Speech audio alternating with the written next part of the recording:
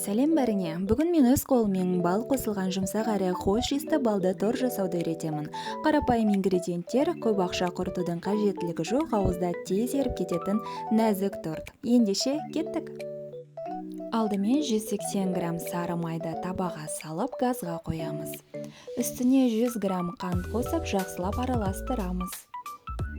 Қант еріген соң 1-1,5 ас қасық бал саламыз да, тағы да жақсылап араластырамыз. Содан кейін үстіне жарты шай қасық сода қосып, үздіксіз араластыра отырып, қоспа қызғылт түске енгенше ұстаймыз. Көпіршігін шыққанын күтеміз.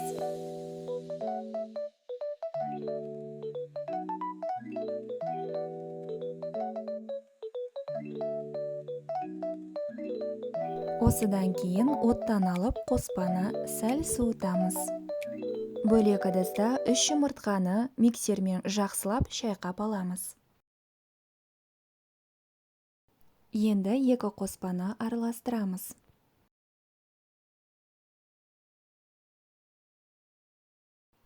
Осы ыдысқа 500 грамм ұн қосамыз. Осында разрыхлитель 0,5 шай қасық қосамыз. Жақсылап от души араластырамыз.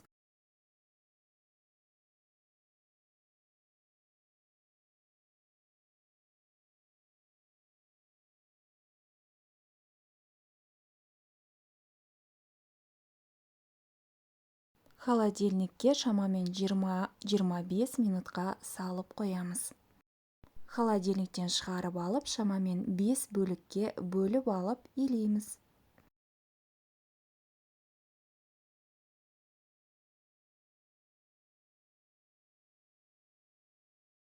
Өлшемі бәрінде бірдей болу үшін кез келген ыдысты алып, алдын ала өлшеп алдым. Сонда піскен кезде бәрі бірдей размерде болады. Және оны табаға салған кезде шанышқымен тесіп алдым. Бұл оның ісініп кетпеуіне мүмкіндік береді.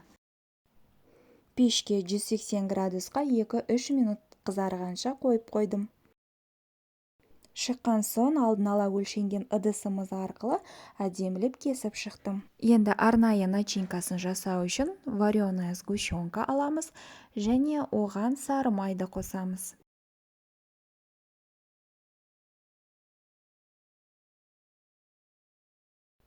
Миксерде жақсылап араластырып аламыз.